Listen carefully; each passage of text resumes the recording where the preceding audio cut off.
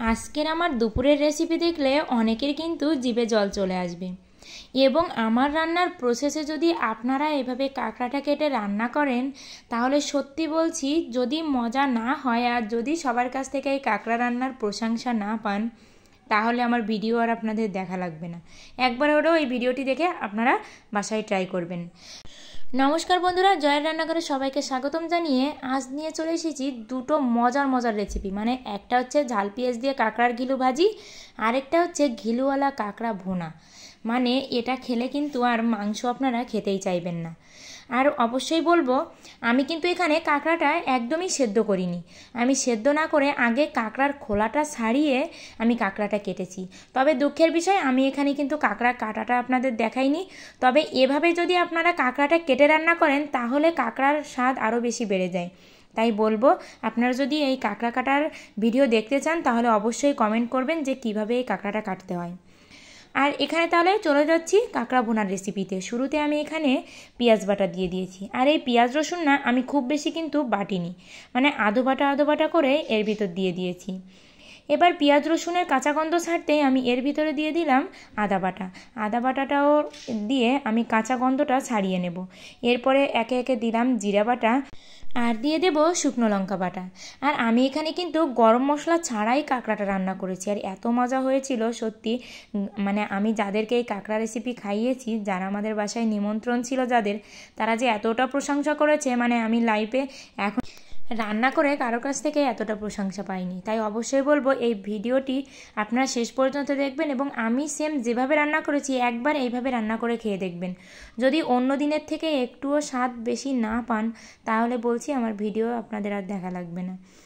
দেখুন, এখানে মশলাটাকে ভালো করে কষিয়ে নিয়ে এর ভিতরে আমি লবণ হলুদ দিয়ে দিয়েছি। আর লবণ হলুদ দিয়ে একটু নেড়ে চেড়ে কষিয়েই আমি এর ভিতরে কিন্তু এই মশলা ধোয়া জলটা দিয়ে দিচ্ছি। মশলা ধোয়া জলটা দিয়ে আমি এখানে মশলাটাকে ভালো করে কষিয়ে নেব। আর এখানে আমার প্রিয় বন্ধুদের বলতে চাই, আমার ভিডিওগুলো ভালো লাগলে অবশ্যই লাইক করবেন, কমেন্ট করবেন, অবশ্যই আমার চ্যানেলটি সাবস্ক্রাইব করে আমার ভিডিওগুলো দেখবেন। আর কিন্তু সাবস্ক্রাইব করে অল অপশানে সেট দিয়ে রাখবেন। এবার এই যতক্ষণ না তেল ছেড়ে আসবে ততক্ষণে আমি এখানে মশলাটাকে কষাবো। আর এখানে দেখুন কালারটা যা এসেছে না, আর কতটা সুন্দর তেল ছেড়ে দিয়েছে। আর একটা কথাই বলবো, এই কাঁকড়া রান্না করতে আসলে কিন্তু কৃপণতা করলে হবে না। মানে মাংসের থেকেও কিন্তু এটাতে একটু এক্সট্রা মশলা বেশি দিতে হবে এবং একটু তেলটাও বেশি দিবেন, তাহলে দেখবেন কাঁকড়া আরও বেশি মজার হবে। আর এবার আমি মশলাটা কষিয়ে এর ভিতরে আমি কাঁকড়াটা দিয়ে দিয়েছি। দেখুন, অনেকেই কিন্তু এই আস্ত কাঁকড়াগুলো সেদ্ধ করে তারপর ছাড়ায়, তবে আমি বলবো এইভাবে না ছাড়িয়ে একবার এভাবে খোলা ছাড়িয়ে কাঁকড়াটাকে কেটে রান্না করে দেখবেন। কারণ ওইভাবে যখন আপনি সেদ্ধ করে নেবেন না কাঁকড়াটা, তখন কিন্তু ওই ঘিলুর যে একটা স্বাদ আছে সেটা কিন্তু আপনার এই মশলা গ্রেভি বলুন ঝোলে বলুন একদমই বের হবে না।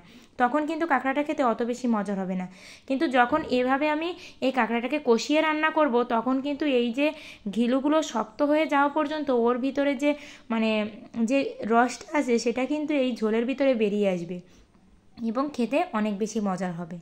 তাই বলবো আপনারা অবশ্যই এভাবে কাঁকড়া কেটে একবার রান্না করবেন। আর বর তো বেছে কাঁকড়া এনেছিল, এতটা ঘিলু হয়েছে যে আমি খোলা থেকে যে ঘিলুটা ছাড়িয়েছি ভাবলাম যে এটাই ভেজে আজকে দুপুরে খাবো। তাই কিন্তু আমি এই দুটো রেসিপিই করছি।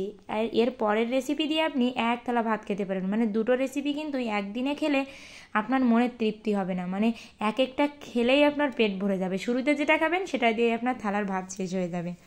এবার আমি এই কাঁকড়াটাকে ঠিক মাংসের মতো করে কষিয়ে নেব। আর আমি এর ভিতরে এরকম আলুগুলো স্লাইস করে দিয়েছি, আপনারা আলু দিয়েও খেয়ে দেখবেন, অনেক বেশি মজা পাবেন। এভাবে ভালো করে আমি কষিয়ে নেব যতক্ষণ না পর্যন্ত মশলাগুলো নিচে লেগে আসছে। আর একটা জিনিস খেয়াল করে দেখবেন, মাংসটাকে এভাবে কষিয়ে রান্না করলে কিন্তু মাংসের স্বাদ বেড়ে যায়। ঠিক সেভাবেই কিন্তু কাঁকড়াটাকে যখন আপনি এভাবে কষিয়ে রান্না করবেন তখন কিন্তু এর স্বাদ সত্যি অনেক বেশি বেড়ে যাবে। আর আপনারা যদি এই কাঁকড়া কাটার ভিডিও দেখতে চান তাহলে অবশ্যই কমেন্ট করবেন। আমি এরপরে যেদিন এই কাঁকড়ার রেসিপি করব সেদিন কিন্তু আমি আপনাদের কাঁকড়াটা কেটে দেখাবো। আর এবার মশলাটাকে ভালো করে কাঁকড়ার সাথে কষিয়ে এনে আমি এখানে জলটা দিয়ে দিলাম। আর খুব বেশি কিন্তু জল দিলে হবে না, কারণ কাঁকড়ার রেসিপি না ঝোল একদমই ভালো লাগে না। আপনি একটু মাখা টাইপের রান্না করবেন, অনেক বেশি মজার হবে। এবার এভাবে ঝোল দিয়ে আমি এই ঝোলটাকেও একদম শুকিয়ে আনবো। শুকিয়ে আমি তেল ছেড়ে ছেড়ে দেবে না, তখনই কিন্তু আমি তরকারিটাকে নামাবো। আর তেল না ছাড়া পর্যন্ত কিন্তু আপনারা তরকারিটাকে নামাবেন না। এর ভিতরে গরম মশলা ছাড়াই কিন্তু অনেক বেশি এটা খেতে মজার হবে। আর এখানে কিন্তু দেখুন ঝোল দেওয়ার পরে এর ঝোলটা উতলে আসছে না, এখন কালারটা বোঝা যাচ্ছে না, কিন্তু নামানোর পরে কালার দেখলে আপনাদের মাথা নষ্ট হয়ে যাবে। আর খেতে যে এত মজা হয়েছিল, অবশ্যই বলবো আপনারা তো অনেকভাবে কাঁকড়া খেয়েছেন, এভাবে আমার মতো করে কাঁকড়া কেটে একদিন একটু ভোনা করে খাবেন, তাহলে অনেক বেশি মজা পাবেন। আর এই কাঁকড়ার ঘিলুটা ভাজা আরও বেশি মজা হয়েছিল। শুধুই কিন্তু ঝাল পেঁয়াজি ভেজেছিলাম। আর এখন সত্যি এই ভিডিওর ভয়েস দিতে গিয়ে না আমার আবার কাঁকড়া খেতে ইচ্ছে করছে। কিন্তু কাঁকড়া ওই যে যত ভালোবাসবেন ততই চুলকাবে। কাঁকড়া খেলে আমাদের প্রচণ্ড অ্যালার্জিতে চাপ দেয়, এর জন্য খুবই খারাপ লাগে। তবে মাঝে মাঝে কিন্তু না খেলেই হয় না, আমরা প্রায় সময়ই খাই, যখনই খাই একটু একটু অ্যালার্জির ওষুধ খেয়ে দিই। আর এখানে আমি এই যে তরকারিটা নামিয়ে এই তেল দিয়ে দিলাম, দিয়ে এর ভিতরে আমি ঝাল পেঁয়াজ দিয়ে দিয়েছি। আর শুধু যে ঝাল পেঁয়াজ দিয়ে কাঁকড়া ঘিলু ভাজি যে এত মজার হয়, সত্যি আপনারা এভাবে কাঁকড়া কাটলে ঘিলুটা পাবেন, কিন্তু যখন কাঁকড়াটা সেদ্ধ করবেন তখন কিন্তু ওই ঘিলুটা ভাজা আর খেতে পারবেন না। এবার এই ঝাল পেঁয়াজটাকে একটু ভেজে ভেজে আমি এর ভিতরে কিন্তু লবণ হলুদ দিয়ে দেব।